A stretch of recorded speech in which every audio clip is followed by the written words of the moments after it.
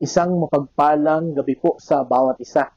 Welcome po sa huling Miyerkules ng gabi ng buwan na ito ng March. Ano po, next week ay papasok na po tayo sa buwan ng April, ika-4 na buwan ng 2024. Tunay po na napakabilis ng panahon. Ano po, ngunit sa kabila nito, hindi po natin pwede maikaila na tayo po ay muling pinatnubayan, sinamahan, pinangunahan, tinuruan ng Panginoon sa paglipas ng bawat araw ng buwang ito. I'm sure marami din po tayo na mga na-experience na iba-ibang sitwasyon. Ano po, maraming masasaya, maraming mga malulungkot, maraming pagsubok, at marami din pong pagpapala. At tayo po ay nagpapasalamat sa Panginoon sapagkat narating po natin ang araw na ito. Ano po? At sa biyaya ng Panginoon ay tayo po ay papasok sa panibagong buwan. Salamat sa Panginoon sa patuloy na katapatan niya sa bawat isa, sa kanyang pagpapagaling, sa kanyang kaaliwan po sa bawat isa sa atin. Patuloy po natin na ipanalangin ang family na Ate Malu, asawa ni Pastoral, sapagkat yun nga po, ang kanyang kapatid, nakakabatang kapatid ay namatay noong pong isang linggo at kahapon po siya ay cremate na at nakakalungkot pagka nawala po ang isa sa mga mahal natin po sa buhay. Ano po, napakahirap ng adjustment lalo na pagka ang ama ng tahanan ang nawala. Kaya patuloy po nating ipanalangin ang kanilang family na po na gamitin ito ng Panginoon para mas maging malapit sila, mas makita nila ang kabutihan ng Panginoon at ang Panginoon ay hindi magpapabaya sa bawat isa sa kahit anumang pangyayari sa buhay po natin. Nagpapasalamat din nga tayo sa kagalingan na pinagkaloob po sa atin at patuloy nating ipanalangin yung mga kapatiran po natin na mayroon ding karamdaman. Sa gabing ito, sa ating pong pagpapatuloy, ating buksan ang ating pong mga Bibles sa Romans chapter 1 verses 8 to 10. No, Romans chapter 1 verses 8 to 10. Ang sabi po dito, "First, I thank my God through Jesus Christ for all of you, because your faith is being reported all over the world. God, whom I serve with my whole heart in preaching the gospel of His Son, is my witness how constantly I remember you in my prayers at all times. And I pray that now at last, by God's will, the way may be open for me to come to you." Pagpalain po ng Panginoon ang pagkabasa ng kanyang salita, tayo po ay manalangin. Panginoon, salamat po ulit sa isang buwan na nagdaan. Salamat po sa inyong pangunguna sa amin, pag-iingat sa amin. Salamat po sa pagkakaloob ng mga pangangailangan namin. At salamat po sa panibagong buwan na inyo pong ipagkakaloob sa bawat isa. Nawa sa bawat paglipas ng mga buwan sa buhay namin, ay mas lalo kaming napapalapit sa inyo, mas lalong tumatatag aming pananampalataya dahil lagi naming napapag-aralan ng inyo pong salita. Sa gabing ito, sa aming pong pag-aaral muli, ay inyo po kaming samahan at turuan ulit, Panginoon, para ito po ay maging kalakasan namin sa pagharap namin sa panibagong buwan ng aming pong buhay at panibagong buwan ng taon pong ito. Ito ang aming dalangin sa pangalan ni Jesus. Amen. Ano po ang isang gawain na hindi po kayo nagsasawa na gawin? Na kung sakaling mapagod man kayo, magpapahinga lang kayo, and then after that, pagka nanumbalik na yung lakas natin, ay gagawin po ulit natin. Meron po ba kayong naiisip? No? Everyday, parang hindi makukumpleto ang araw natin hanggat hindi natin nagagawa ang bagay na yun. Marahil ang isa po ay pagkain. Ano po? Sabi nung isa kong kaibigan, ang pinakamasarap daw gawin sa mundong ito ay kumain. Ano po? So yun po, no? Hindi kumpleto ang araw natin, hindi kumpleto buhay natin kung hindi po tayo kumakain. Yun nga lang po, madalas ay ang mga kinakain natin ay hindi healthy, no? Pero yun po ang isa sa lagi nating ginagawa everyday. Marahil sa mga Gen Z ngayon at sa ating lahat, ano po, ay hindi po mawawala yung ating po paggamit ng internet. Ano po, pagtingin sa ating mga cellphones, no, sa ating mga gadgets, paggamit nito, pag-surf, In fact, meron akong kakilala, may edad na siya, galit siya pagka nauubusan siya ng data. Ano po? At naging malaking bahagi na talaga ng buhay po natin sa panahong ito ang internet. Na para bang pagkawala nito ay hindi kumpleto ang ating araw. Ano? Mainit ang ating mga ulo.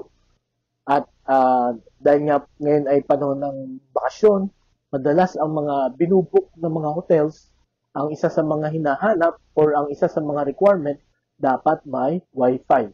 Okay?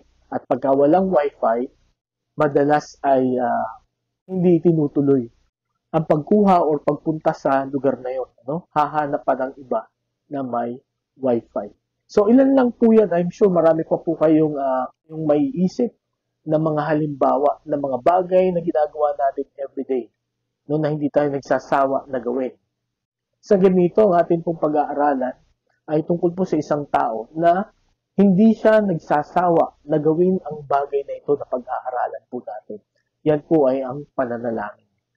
At ang tao po natin pag-uusapan ay si Apostol Pablo. Sa 27 books of the New Testament po, ay 13 po sa mga aklat na ito, or almost half of the New Testament books, ay sinulat po ni Apostol Pablo. At sa 13 sulat na ito ni Apostol Pablo, sa 27 books of the New Testament, ay meron po tayong makikita na 32 passages about prayer. Na po? Na ang prayer na ito ay panalangin ni Apostol Pablo. Kaya makikita po natin dito, no, na kung merong madalas na ginagawa si Apostol Pablo sa kanyang paglilingkod at maging nung nagsimula siya, no, na makakilala sa Panginoon, ay yun po ay pananalangin. Pananalangin sa mga mananampalataya, pananalangin sa kanyang sarili, no? At dito po sa particular nating pag-uusapan ay maganda na matutunan po natin itong panalangin ito. At pinabagatan ko po ang ating mensahe ngayong gabi, the prayer for strangers. No? The prayer for strangers. Ang panalangin para sa mga hindi kakilala. Nakapag-pray na po ba kayo ng gano'n? No? At by the way, gaano po tayo kadalas manalangin sa isang araw? Ito ba ay isang gawain na hindi makukumpleto ang araw natin kung hindi natin gagawin? No po, ito ba ay isa sa mga hindi tayo nagsasawa na gawin everyday, yung laging manalangin. Sa Apostol Pablo, naniniwala ako na kaya niya natapos ang kanyang gawain sa kabila ng napakaraming pagsubok, napakaraming pag-uusig, napakaraming sakit. Ano po? Natapos niya yung kanyang gawain dahil lagi po siyang humihingi ng lakas, ng tulong sa ating Panginoon sa pamamagitan ng pananalangin. At gaya ng sabi ko po sa inyo noong mga nagdaang araw, ang Panginoong Jesucristo, natapos niya rin yung kanyang gawain. Yung pinapagawa sa kanya ng Panginoon, sapagkat lagi po siyang nakadepende, no, sa Panginoon, sa instruction ng Diyos Ama. At ngayong gabi, mga kapatid, kung ang ginagawa mo yan ang inuutos sa iyo na gawin ng Panginoon, you will only be successful, you will only finish that work through prayer. Ano po? Sapagkat sa ating pong pananalangin, gagabayan tayo, bibigyan tayo ng lakas ng Panginoon para magawa natin, para matapos natin ang gawain niya. Kaya nawa mga kapatid ngayong gabi, kung meron po tayo na gawain na dapat hindi natin pagsasawaan na gagawin, yun po ay ang pananalangin. Okay? So sa atin pong pagpapatuloy, kung babalikan natin ang Book of Romans, no? Ito pong aklat na ito, o itong sulat na ito ni Apostol Pablo sa mga Roman believers, ay ginawa noong 57 AD. Si Apostol Pablo po ay nasa Corinto, no? City of Corinth, no? Sa Greece. At ito pong mga Roman believers, during this time, ay hindi pa nakita ni Apostol Pablo, no? May nagbalita lang sa kanya kung sino itong mga mananampalatayang ito sa Rome. At marahil, ang nagbalita sa kanya ay ito pong kasamahan niya, no, sa kanyang paglilingkod. Ito ay ang mag-asawa na si Priscilla at Aquila. Ang sabi sa Acts chapter 18, verse 2, there he met a Jew named Aquila, a native of Pontus, who has recently come from Italy with his wife Priscilla, because Claudius had ordered all the Jews to leave Rome. Paul went to see them. Okay, so makita natin dito na itong si Priscilla at Aquila, mag-asawa po ito, galing silang Italy or marahil doon sila nagtatrabaho. They are from Pontus. Ito po ay sa northern part ng Turkey, no? Turkey ngayon. Itong mga ito ay mga mananampalataya na marahil ay nakarinig ng salita ng Diyos noong si Pedro ay nangaral noong panahon ng Pentecost. No po? At after na naligtas sila ay pumunta doon sa Pontus. Marahil ay sila ay namamasyal lang that time sa Jerusalem, no? Nung marinig nila ang preaching ni Peter. So sila ay nagpunta sa kanilang bayan sa Pontus at nagpunta rin sila ng Italy. Maybe for business purposes. Ano po? Ngunit yun nga, may kautusan ito si Claudius na lahat ng mga Hudyo ay umalis sa Italy. Okay, at kung babalikan natin itong Romans chapter 1 verse 8, ang sabi dito, first, I thank my God through Jesus Christ for all of you because your faith is being reported all over the world. Okay? So, yung pananampalataya daw ng mga Roman believers ay narinig or ipinamamalita sa buong mundo. So, saan ba magsisimula ang balita? Doon muna sa iyong bayan, di ba? Doon muna sa iyong probinsya, doon muna sa iyong bansa, bago siya kumalat sa buong mundo. Lalo na nung panahon na yun, wala pang internet. Okay? Kaya, naniniwala ako na yung buong Italy muna ang nakarinig bago ang buong mundo. Itong buong mundo ito na tinutukoy dito ay hindi yung lahat ng mga bansa na makikita natin sa globe, no? Kasi noon, konti pa lang ang tinatawag na whole known world, no? Konti pa lang ang mga tao ng unang panahon. So, bagamat ganon, no, yung pananampalataya ng mga Roman believers, no, mga followers ng Panginoon ay narinig, no, ng mga tao. At marahil narinig ito si Priscilla at Aquila. At nung magkita sila ni Apostol Pablo, no, dito nga sa Acts chapter 18, ay ibinalita ng mag-asawang ito kung gaano katatag, gaano katibay, gaano kabasunurin ang mga mananampalataya sa Rome nung panahon na yon. Kaya si Apostol Pablo ay sumulat, no? At ang sulat na ito, kasama dito ang panalangin. Kaya ang pamagat natin nga ay the prayer for strangers, no? Sapagkat itong prayer na ito ay direkta sa mga Roman believers na hindi pa na-meet, no? Hindi pa nakilala personally, face to face ni Apostol Pablo. Okay? So tingnan natin ano ang nilalaman ng prayer na ito ni Apostol Pablo sa mga taong hindi pa niya nakilala. At paano po ito magiging gabay din po natin, no, sa pang-araw-araw po nating pamumuhay. May makikita lang po tayong dalawa na nilalaman na kanyang panalangin ito sa kanyang sulat. No, ang una, ang sabi niya, first, I thank my God through Jesus Christ for all of you because your faith is being reported all over the world. No, dito sabi sa verse 8. So, ang una, nilalaman na kanyang prayer is encouraging thankfulness, no? An encouraging thankfulness, ang nakakapagpalakas na loob na pagpapasalamat. Okay? Pinasalamatan ni Apostol Pablo ang Panginoong Hesukristo, no? Dahil sa pananampalataya ng mga Roman believers na itong kanilang pananampalataya ay nabalitaan ng maraming mga tao. Marahil ito ay lalong nakapagpalakas ng loob ng iba-ibang mga mananampalataya na nangalat noong panahon na yun because of persecutions, ano?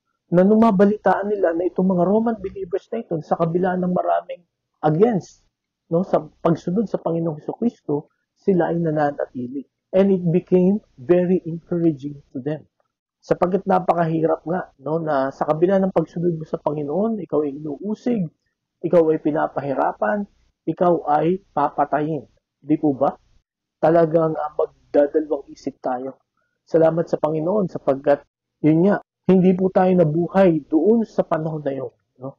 Ngayon po tayo nabuhay na karamihan ng mga bansa ay allowed na mag-share ng gospel, allowed na mag-express ng ating pong mga pananampalataya. Walang mag-uusig sa atin, walang huhuli sa atin, at walang papatay sa atin. We can share anywhere and everywhere. No? Lalo na dito po sa Pilipinas. Kaya nga ang laging hamon, encouragement, no, sa bawat isa, samantalahin po natin ang pagkakataon ito. Kasi baka dumating ang panahon, pagbawalan din po tayo. Or baka dumating ang panahon, hindi na natin kaya na magbahagi ng salita ng Panginoon.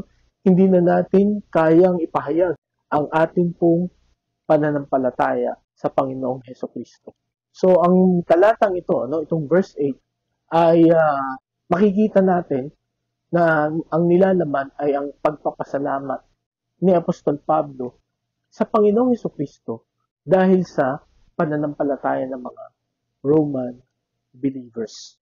Ngayong gabi mga kapatid, kumusta po ang ating pananampalataya sa Panginoon? Kumusta ang ating pagsunod sa ating pong Panginoon? Kung may magbabalita kaya ng klase ng pamumuhay natin bilang mga Kristiyano dito po sa Pilipinas, dito po sa Maynila, no? Napakabilis pa naman ng balita ngayon, no? Dahil sa internet, in a matter of seconds, malalaman na, no? At napakatindi nga ng reaksyon ng mga tao sapagkat yun nga po, napakabilis na ng communication sa panahon ito. Kung may tao kaya na mag-observe ng ating pong pananampalataya, no, ng ating pagsunod sa Panginoon, ano kaya ang ibabalita niya, no, sa maraming mga tao? Ano kaya ang magiging reaksyon ng mga tao pag nabalitaan nila ang ating pong pananampalataya? Sila rin kaya ay magpapasalamat? Sila rin po kaya ay lalakas ang loob?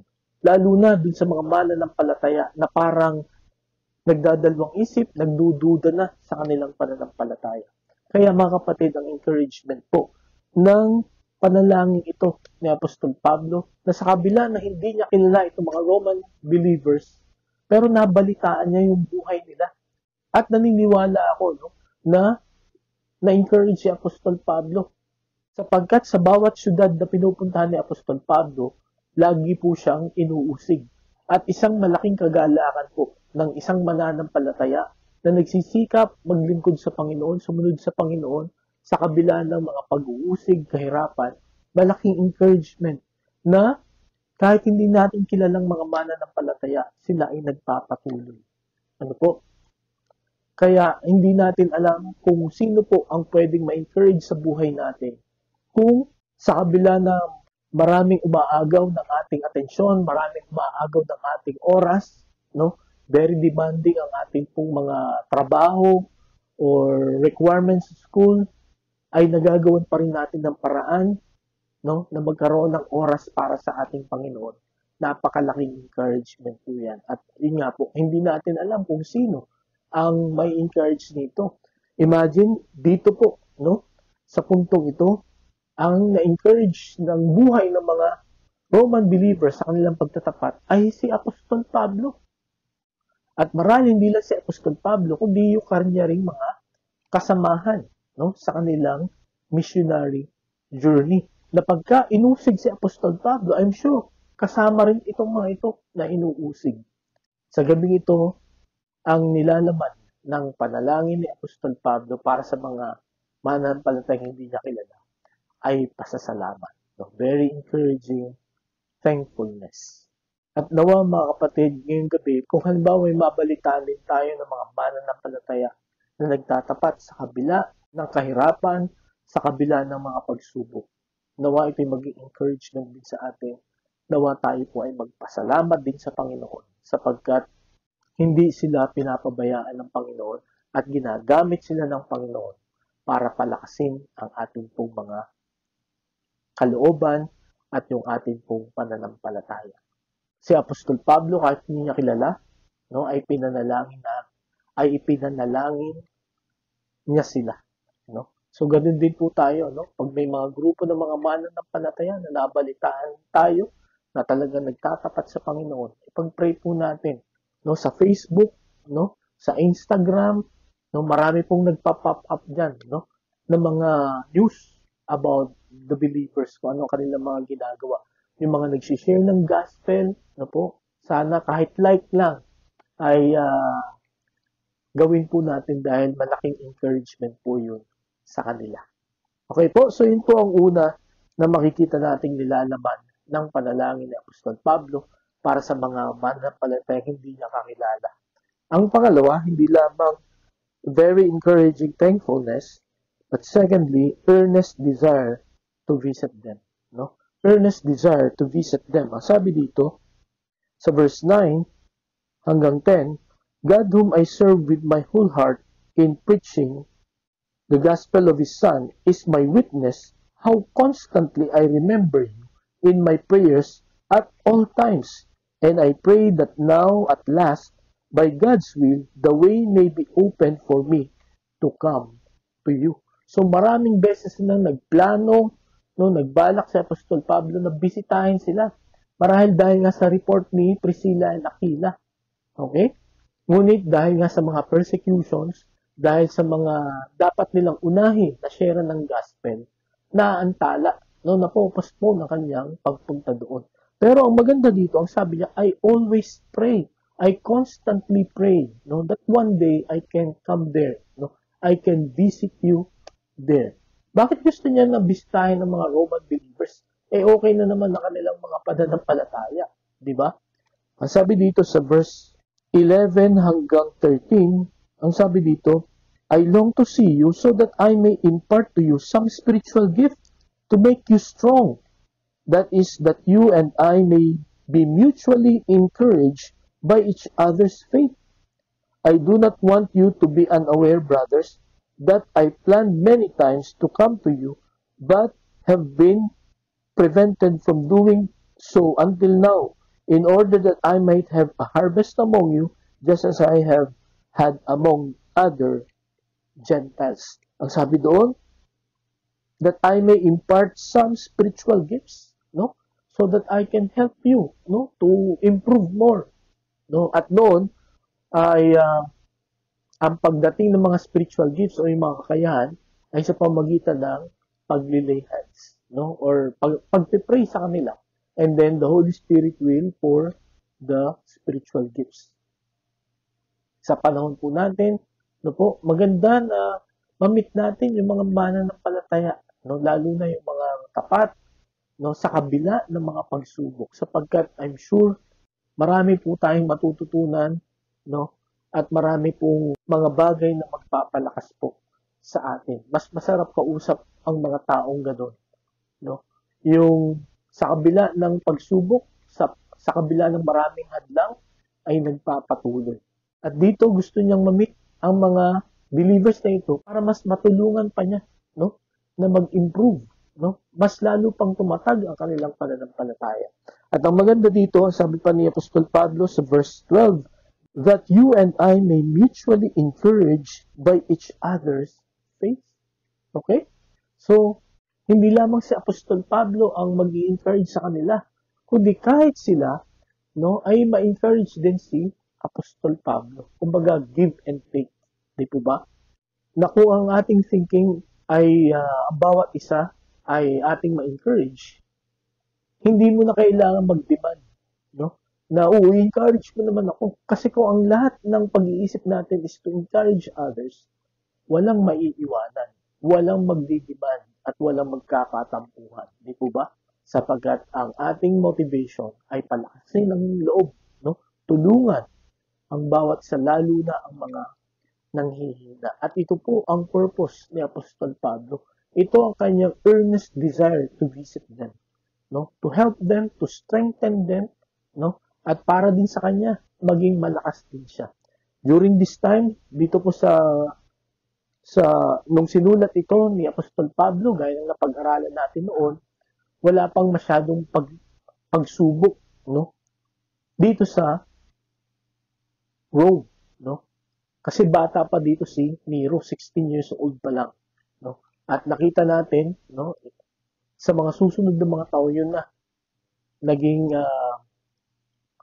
naging masama na itong emperor na ito, na si Nero, na ito po ang nagpapugot ng ulo kay Apostol Pablo. At ito ang umusig sa mga Kristiyano noong panahon na yon.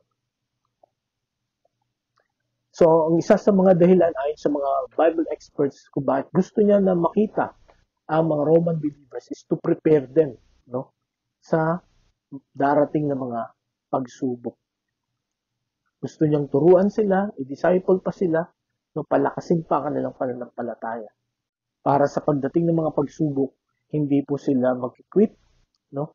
Hindi po sila lalayo, hindi po sila titigil, kundi sila ay magpapatuloy na magtapat sa ating pong Panginoon. Kaya mga kapatid, nawa palalahanan tayo ng dalawang nilalaman ng panalangin ni Apostol Pablo, no? Earnest desire to visit them. Ano po ang ibig sabihin nito? Magkaroon po tayo ng malalim na pagnanais na i-meet yung mga tao na nagtatapat sa Panginoon. Bakit? Encourage them to keep on, no? Magpatuloy sila. At sa atin pong pag-observe sa kanilang buhay, tayo rin mismo, no, ay lumakas. No? Tayo po ay sumigla at tayo po ay magpatuloy.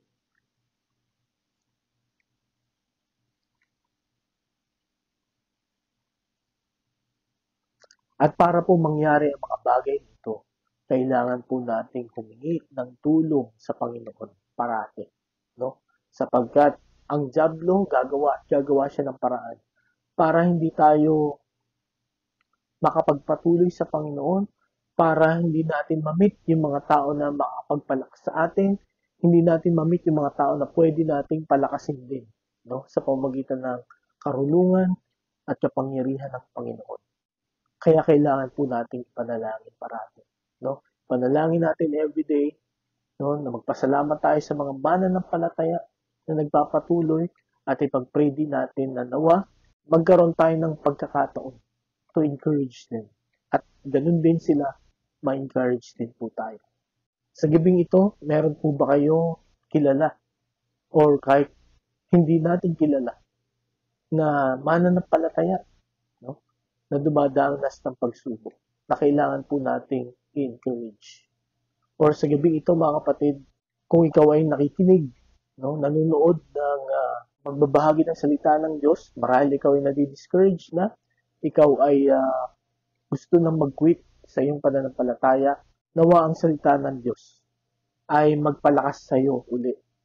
Nawa ang salita ng Diyos ay magpanumbalik sa iyo sa Panginoon, sapagkat sa totoo lang, mahirap talaga na sumunod sa Panginoon, pero mas mahirap ang lumayo sa Kanya. Mas mahirap ang kalimutan ang Panginoon. Sa ating pagsunod sa Kanya, sasamahan niya tayo, papalakasin niya tayo. Ano po? At He will allow us to meet people, no, na gagamitin niya para patatagin ang ating pong mga pananampalataya. Kaya sa gabi ito, mga kapatid, sa ating pong pananalangin, nawa ipag-pray natin yung mga tao na patuloy na naglilingkod sa kabila ng mga pagsubok. At nawa gamitin tayo ng Panginoon. One of these days, no, mamit natin sila to encourage them. And in that way, may encourage din po tayo. Kaya salamat sa Panginoon sa salita niya na ating pong napag-aralan ngayon pong gabing ito, no? Ang prayer ni Apostol Pablo sa mga strangers, no? Encouraging thankfulness and earnest desire to visit them. Tayo po'y manalangin. Panginoon, salamat po sapagkat gumagawa ka ng iba-ibang paraan para sa mga nanghihina, sa mga inuusig, sa mga para bang napapagod na sumunod sa inyo. Gumagawa ka ng iba-ibang paraan para panumbalikin ang kanilang sigla at lakas. Nawa ang salita mo na aming narinig ngayon. Nawa itong panalangin ito ni Apostol Pablo para sa mga mananampalataya na hindi pa niya narinig. ito po, Panginoon, ay magbigay din sa amin ng idea na yung mga taong naririnig namin na nag-struggle, no, sa kanilang paninindigan sa pananampalataya. Lord, help us to pray for them. And I pray na namamamit din namin sila to encourage them para ma-encourage din kami, Panginoon. Kaya nawa, Lord, patuloy na gabayan mo kami, patuloy na turuan mo kami kung paano mamumuhay na naayon po sa inyong kalooban. Salamat po. Ito aming dalangin sa pangalan ni Jesus. Amen. Maraming salamat po sa inyong pakikinig. Patuloy na pagpalain tayo ng Panginoon at magandang gabi po sa bawat isa.